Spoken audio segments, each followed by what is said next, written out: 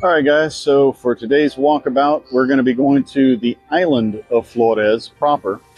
This whole area is kind of generally known as Flores, but the island itself is the actual place the name comes from.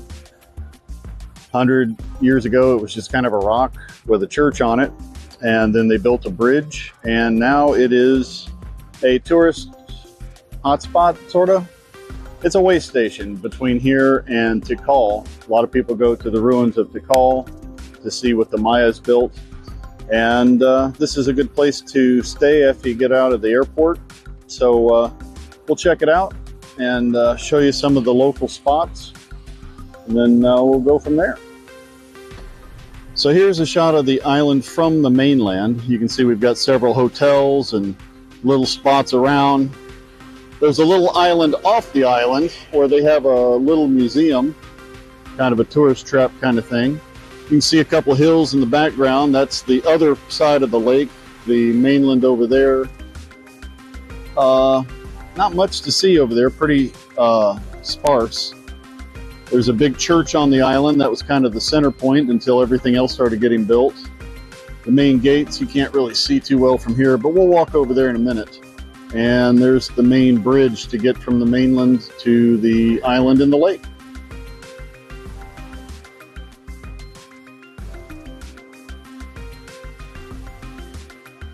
It's kind of an interesting place.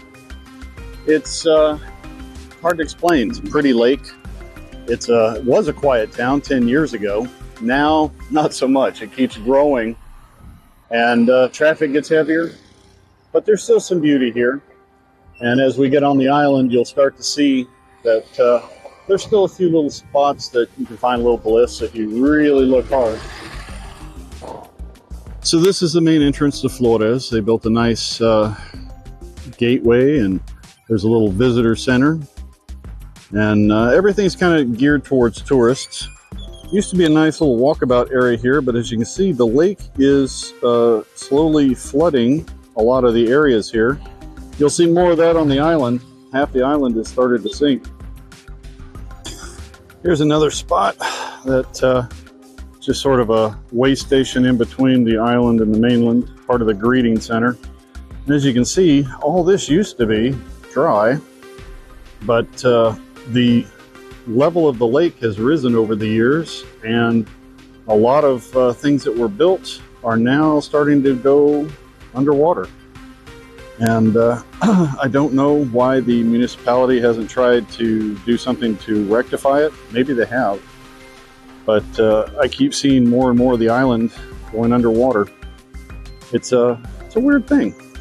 Take a look at that in a minute. Flooding has taken over Isla de Flores thanks to heavy rains, overdevelopment, and shifting climate patterns. Here's one of the local residents. It's an iguana. You'll see these out and about in the wild. There's not a whole lot of wild here on the island anymore. It's all built up, but they still find little places next to the water to lay their eggs and lay in the sun. Well, everything here is geared towards tourism now. It used to be geared towards religion, I guess. Like I say, the only thing that was really here 100 years ago was the church, and then a few settlers. And then slowly over time, it's just become a big tourist trap. They built a sign to welcome people to Baten, and everything's either a bar or restaurant or a tourist shop. It's kind of sad, really, because it was apparently a very pretty island. If you look at historical photographs, now it's sinking, I think, from the weight of capitalism. Who knows? It's so irritating to see this because it's completely avoidable.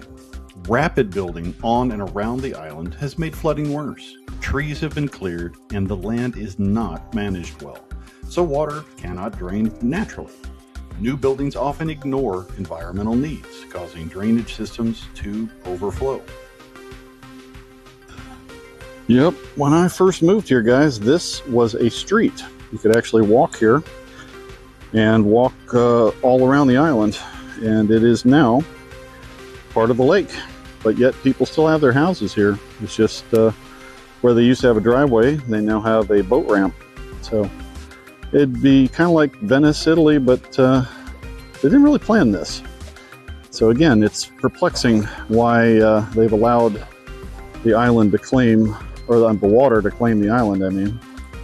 So, you know, the local taxis can't really get much work when things are underwater, but boats are doing just fine. Water taxis have become a very profitable way to get around, as you can imagine. So even in the midst of the rust and the dust, there's some beauty, some really pretty flowers here. A lot of things are in bloom right now. A lot of beautiful colors. And I like the fact that the folks here like to use bright colors on their houses. It's kind of a happy thing. You know, it's the little things that you notice and you appreciate. So we are going to Maracuya today, and we'll get a little sight of the lake and a little something to eat and drink and be merry. So this is Maracuya. This is one of the better restaurants on the island, I think. I like to come here, though they do serve for tourists. It's a good place for locals to come and hang out. Coffee's good, food's good, and it's pretty friendly. Got a nice menu and some interesting bric-a-brac about. Old things that have been made new, and you just never know what you're going to find around here. So we'll go inside. Well, I guess we won't be going here today. They're doing a private party, so they won't be open to the public until about an hour. And I'm hungry now, so we're going to try out another joint, and we'll come back and see this place another time. I really can't overstate the treachery of the sidewalks on the island. As you can see, they're in rough repair, and a lot of these side streets are just, you know, bric-a-brac stones. It's really hard to get around. A lot of this was built when everybody was using horses, and they just haven't really got up with the times. A lot of the streets are very, very narrow, and as you can see, the sidewalks are just kind of, well, sometimes they're there. Sometimes people build over them, and you just never know from street to street. So, not a place to come if you have any challenges walking. It's another local oddity. This Volkswagen's been here for the last 10 years, never moved. But every few years it gets a fresh coat of paint, some sort of new design, and it's pretty cool. Last year was a different pattern. This year, a little bit more floral. Pretty lady on there. Next year it'll be something else.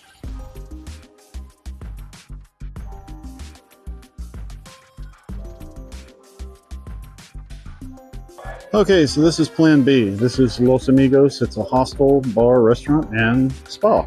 I've only used the bar and restaurant part, but it's cool. We'll go inside in just a sec. So Dos Amigos is a hostel first. You've got fresh showers and bathrooms and some rooms out in the back, and some friendly places to just kind of hang out and lounge and enjoy. So it's kind of a mix of different cultures and atmospheres, and it's really pretty. So we'll go to the bar. Pretty good menu. I especially like the I'm Nacho Mama, but you get a little bit of everything: salad, burgers, finger food. And if you're going to call, they'll even make a box lunch for you, which is kind of cool. That's nice. Okay, so for the uninitiated, this is a michelada. It is a gallo beer with spicy tomato juice and salt and lime. And it's kind of refreshing.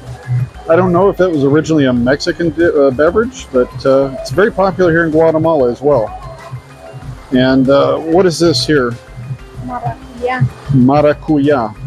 So this is a juice made from the maracuya flower. That's all I know. So I'm having the michelada.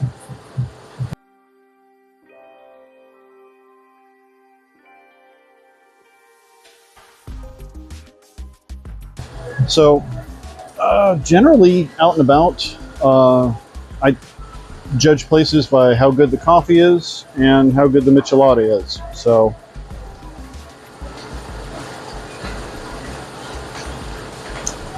it's good. Spicy, but not over spicy. Very tomatoey. Tomato in the beer for some reason just tastes really good. It's refreshing on a hot rainy day like today. So, cheers.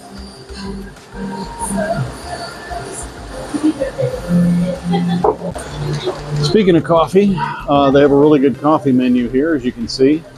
Anything from just a basic black to a really nice cappuccino, chai tea, everything in between. Got a really nice setup here, nice rig.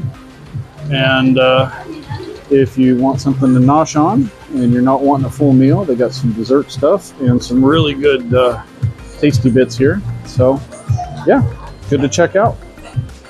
It's another little hidey hole. There's a couple of these if you just want a quiet, private place to hang out and get away from it all. These masks are handmade locally, mostly for tourists.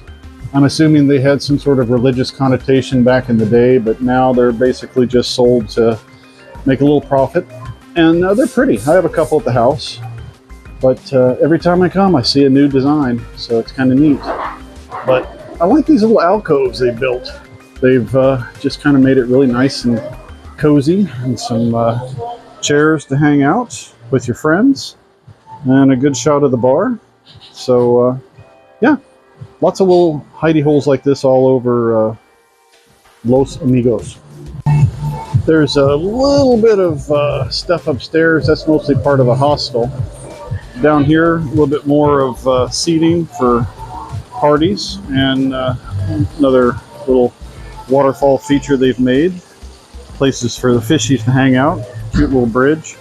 And another little nook tucked away to just kind of hang out. So very colorful, very bohemian, if you will. And it's got a groovy vibe. So I like it. You can see why I keep coming back. So I got a big beefy burger and some purple cabbage coleslaw and some fries. Typical American type fare.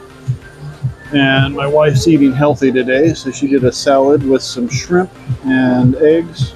So she's, you know, being good to her body, and I'm being a fat slob. But, you know, hey, I'm 55. I don't give a fuck. I want meat and taters. So we got caught in the rain a little bit, but yeah, that's typical here. It'll clear up in a few minutes, and then the sun will come back out. That's kind of the way things go here. But as you can see, lake's pretty. If you like to fish, you could do some fishing. If you want to just hang out, and hang out. Every once in a while you'll see somebody with a jet ski or motorboat, but more often it's these water taxis that you'll see on the water.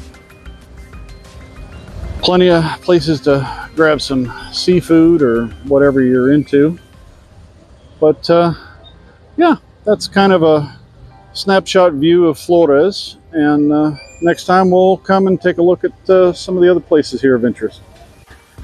So some of the eagle-eyed among you will notice I wore my analog toy shirt today, and I did it on purpose. Our buddy Tony is raising some money for some friends of his over in Thailand, I believe.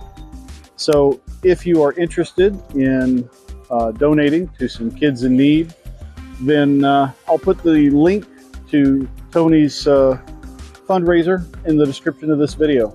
But that's it for Flores this week. My walkabout is done. My belly is full, and we will find another spot around here for next week. So if there's anything in particular you want to see, leave a comment, and we'll see what we can find. Otherwise, have a good one.